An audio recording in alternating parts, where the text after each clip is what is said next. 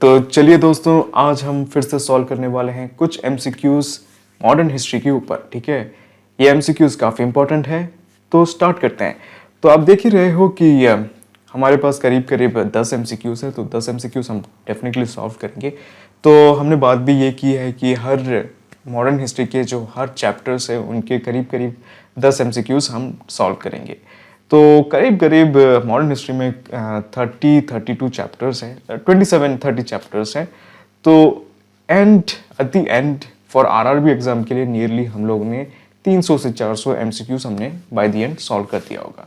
और आपको पता लगाना है कि एमसीक्यूज कहाँ हैं, आपको सीधे सिर्फ लाइजम क्लासेस में जाना है, लाइजम.com में जाना है, आरआरबी सेक्शन उठाना है, वहाँ पे मॉडर्न हिस्ट्री मिल जाएगा। मॉडर्न हिस्ट्री में आपको ये सेक्शन मिल जाएगा। ठीक है, तो हम स्टार्ट करते हैं। What is true about the Act of 1935? Act of 1935 के बारे में क्या सच है? तो पहला है कि कांग्रेस ने एक्सेप्ट कर लिया था। ठीक है, कांग्रेस ने 1935 का जो एक्ट है उसको एक्सेप्ट कर लिया था। तो दूसरा ऑप्शन है मुस्लिम लीग ने भी एक्सेप्ट कर लिया। फिर तीसरा ऑप्शन है कि dominion status was missing, dominion status के बारे में कुछ भी नहीं था एक्ट ऑफ 1935 में। और फोर्थ है dominion status was mention, dominion status की बात की गई थी 1935 एक्ट में। तो हमारा करेक्ट आंसर है कि dominion status was missing. Britishers ने बात ही नहीं की कि हमें डोमिनियन स्टेटस मिलने वाला है। तो करेक्ट आंसर है ऑप्शन सी। ठीक है, तो मैं जस्ट मार्क कर देता हूँ उसको। बढ़िया, इजी। ठीक है, तो चलिए अब हम बढ़ते हैं सेकेंड पे। According to the act of 1935 who controlled all India service. 1935 act के तहत कौन सा वो ऑफिस होगा जो ऑल इंडिया सर्विसेज को कंट्रोल करेगा? तो ऑप्शन है आपके पास वाइसरॉय। ठीक है, फिर ऑप्शन 2 है पार्लियामेंट, ऑप्शन सी है सेक्रेटरी ऑफ सर्विसेज, ऑप्शन 4 है सेक्रेटरी ऑफ द स्टेट। तो करेक्ट आंसर है सेक्रेटरी ऑफ द स्टेट। ये तो आपको रटना ही होगा। ठीक है, इसको आपको रटना ही होगा। तो मैं सीधे मार्क कर देता हूँ option D, secretary of the state. चलिए, अब है आपके पास third question. The residuary powers was to be exercised by. अच्छा, रेसिड्यूरी पावर्स कौन एक्सरसाइज करेगा, किसके हाथ में रहेगा? ठीक है, कौन उसको संभालेगा? तो आपके पास है ऑप्शन गवर्नर जनरल। ठीक है, वो पहला ऑप्शन है। फिर दूसरा ऑप्शन है पार्लियामेंट, तीसरा ऑप्शन है सेक्रेटरी ऑफ द स्टेट, और चौथा ऑप्शन है फॉरेन सेक्रेटरी। या तो करेक्ट आंसर है ये है आपका governor general. Governor general residuary powers को एक्सरसाइज करेगा। तो मैं मार्क कर देता हूं गवर्नर जनरल। चलिए आगे बढ़ते हैं फोर्थ क्वेश्चन में। Which were the 3 list the legislative powers divided into. Legislative powers 3 list में डिवाइड किए हैं, वो कौन कौन से हैं?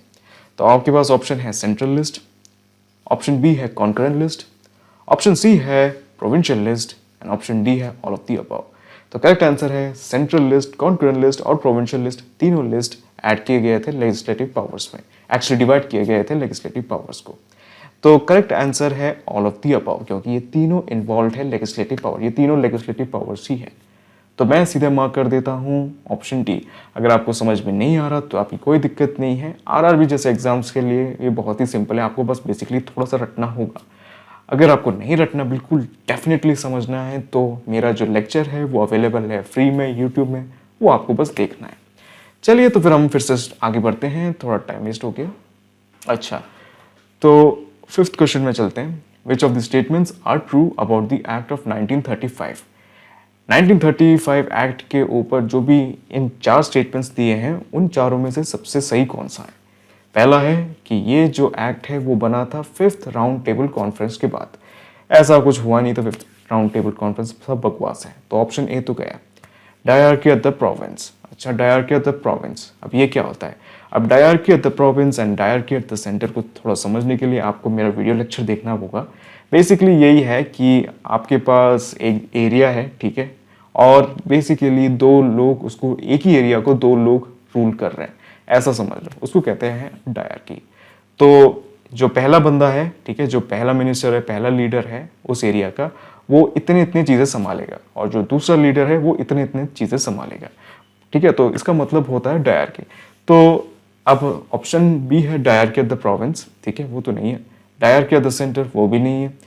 तो ये है option D, that is no preamble. ठीक है, तो नो प्रीएम्बल है आपका करेक्ट आंसर। ठीक है, हम जाते हैं अब 6th क्वेश्चन में। The supreme railway authority in India after 1935 act. 1935 act के बाद सुप्रीम रेलवे अथॉरिटी कौन सी थी? तो आपके पास है option central railways, option B है फेडरल रेलवेज, ऑप्शन सी है imperial railways and option D है ब्रिटिश सेंट्रल रेलवे। तो करेक्ट आंसर है ऑप्शन बी फेडरल रेलवेज। ठीक है, मैं सीधे मार्क कर देता हूं ऑप्शन बी फेडरल रेलवेज। चलिए अब आते हैं 7th क्वेश्चन में, the separate electorates. Okay, separate electorates के बारे में क्या कहना है? वो खत्म कर दिया गया था 1935 एक्ट के बाद, वो अपना पहला ऑप्शन है। फिर further extended to other classes, वो दूसरा ऑप्शन है कि मतलब और भी क्लासेस और भी कम्युनिटीज में ये डाल दिया गया था कि आपसे सेपरेट इलेक्टोरेट्स होंगे आपके लिए भी। फिर ऑप्शन सी है, इसको कम्युनल कहा गया था और इसको बिल्कुल खत्म ही कर दिया था 1935 एक्ट के बाद। वो एक्चुअली गलत है। और option D none of the above.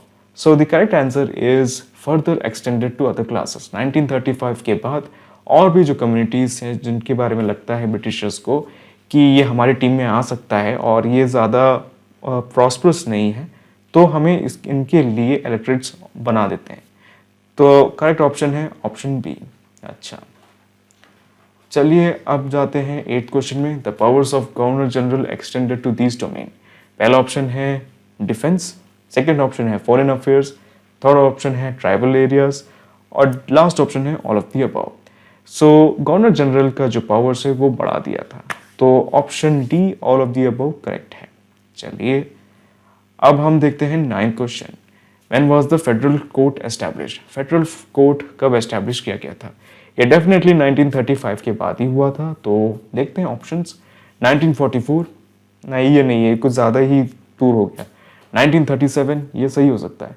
1912, अब बात हो रही है कि 1935 एक्ट के बारे में, तो 1912 तो गलत है। 1935 भी गलत है क्योंकि एक्ट बना ही है, उतने में आपने फेडरल कोर्ट बना दिया, वो तो स्टेटमेंट सही नहीं है। तो करेक्ट ऑप्शन है 1937। तो हम सीधे मार्क कर देते हैं हिट एंड ट्रायल से 1937। चलिए अब 10th question, the two new provinces created by the act of 1935। वो दो प्रोविंसेस बताइए जिसकी वजह से 1935 एक्ट की वजह से ये जो पैदा हुई, ठीक है, नए जो प्रोविंसेस है। तो आपके पास है राजपूताना और पंजाब, दूसरा ऑप्शन है बिहार और बंगाल, तीसरा ऑप्शन है उड़ीसा और सिंध और लास्ट ऑप्शन है बर्मा और बंगाल। तो करेक्ट आंसर है Orissa and Sindh, option C. ठीक है, तो हमने करीब करीब 10 MCQ सॉल्व कर दिए, डेफिनेटली 10 MCQ सॉल्व कर दिए। अब देखते हैं कि कितने सही हैं। तो मैं सीधे स्ट्रेट अवे फिनिश पे क्लिक करता हूँ, 10 में से 10। तो मैं यही कहना चाहूँगा, आप फ़र्क नहीं पड़ता आप किससे पढ़ोगे, आप TMH से पढ़ो, लूसेंट से पढ़ो, NCERT से पढ़ो, कुछ भी हो, बट अगर आप एक चैप्टर पढ़ रहे हो, कोई भी चैप्टर हो, उस एग्ज़ाम के लिए आपको लाइजियम आना है और MCQ सॉल्व करना है।